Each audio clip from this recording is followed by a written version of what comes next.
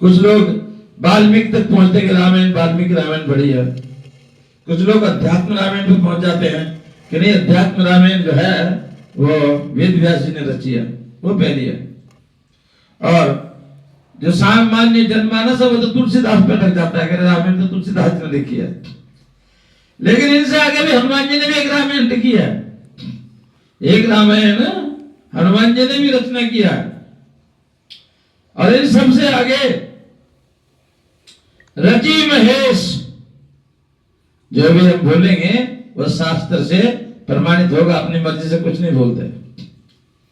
यहां लिखा खुद रामायण में रची महेश निज मानस राखा। भगवान शंकर ने, भगवान शिव ने रामचरितमानस की रचना करके अपने हर रची महेश निज, निज माने अपने, मानस माने हृदय में रख लिया। सुनाया नहीं किसी को, जैसे कोई बात सोच करके तुम अपने अंदर ही रख लेते हो, किसी को बताते नहीं हो, समय आने पर बताते हो। ऐसे ही ये भी रची महेश निज मानस राखा, पाई सुसमय शिवासन भाषा। भाषा माने सुनाया, अच्छा से में जान करके किसको? शिवा। शिवा महाशक्ति को, अर्थात पार्वती का ही नाम शिवा भी है। शिव और शिवा अनेक नाम है और अनेक अवतार भी है माता जी के। तो ये एकदम रामचरितमानस से ही प्रमाणित हो जाता है। रची महेश निज मानस राखा और पाए सुसमय शिवासन भाषा। कल आप श्रवण कर रहे थे कि किस समय हनुमान जी की पूजा करनी चाहिए। जैसे शंका उठाते थे कि हनुमान जी तो श्री राम जी की सेवा में रहते हैं और वो 10 पैर दिन चढ़ जाता था, उठते हैं, तो ऐसा नहीं है। उसमें भी आपको बता दिया। कोई कोई कहता है कि हनुमान जी जो है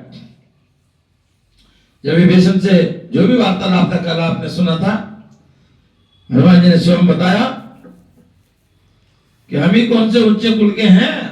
अरे हम भी तो, विभीषण जी ने जब शंका किया कि मैं तो बहुत छोटी जात का हूं, छोटी का है तो और भी उल्टी जात है, राक्षस जाती है, भगवान का नाम कहां लेती है? भगवान का नाम तो यहाँ कोई जपता ही नहीं है।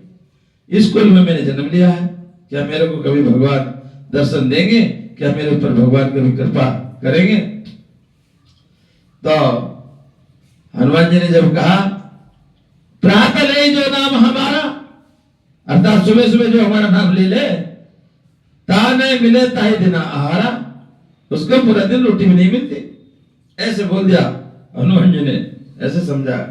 अर्थात निश्चित होकर रहिए विभीषण जी, जब हनुमान जी मेरे जैसे वानर कुल के कोई वो दे सकते हैं दर्शन, मेरे ऊपर वो कृपा कर सकते हैं, तो आपके ऊपर क्यों नहीं होगी? अर्थात आपके ऊपर भी कृपा होगी।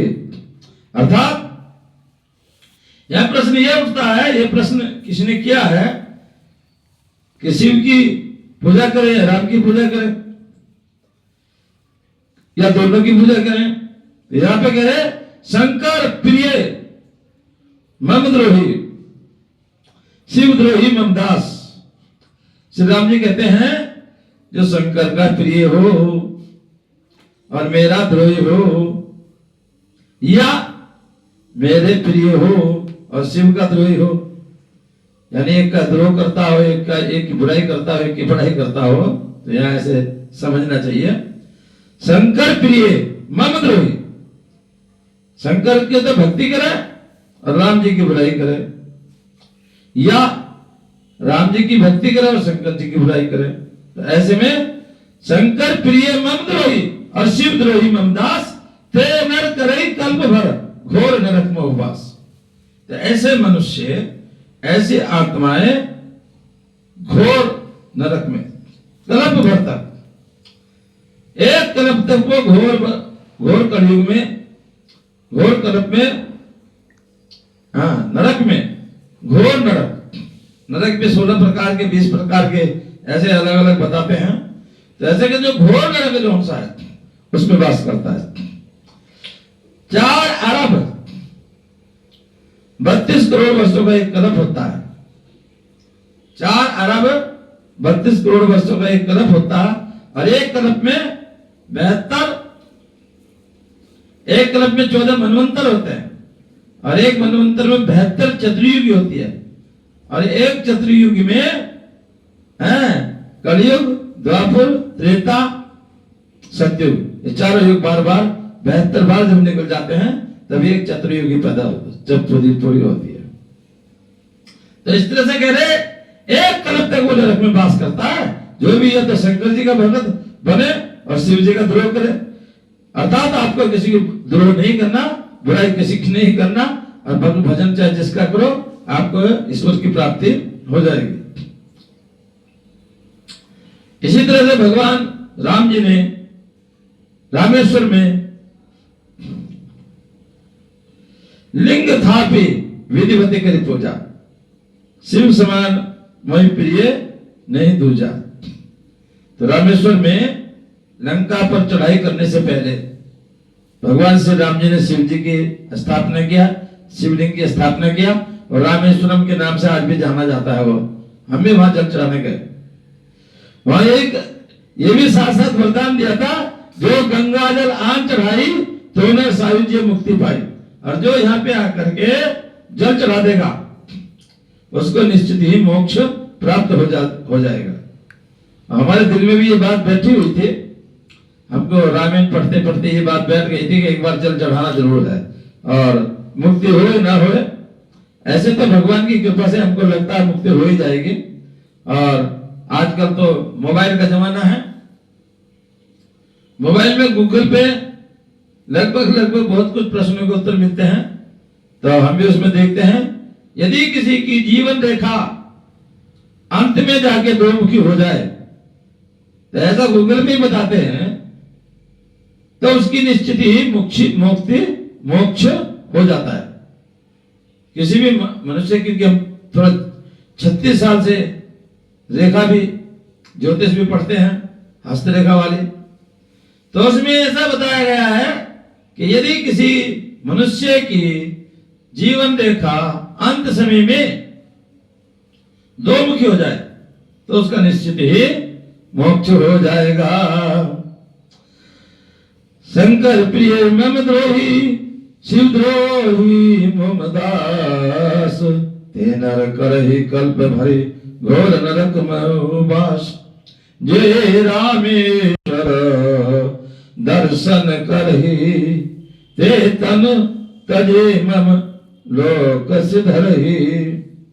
तो ये चौपाई हमने भी ऐसे दिन में बैठा लिया कि इसमें लिखा जे रामेश्वर दर्शन करिए। जो एक बार रामेश्वरम का जल दर्शन कर ले या रामेश्वर में जाकर के गंगा जल चढ़ा दे तो वो निश्चय ही ते तन तजी मम लोक सिधरहि।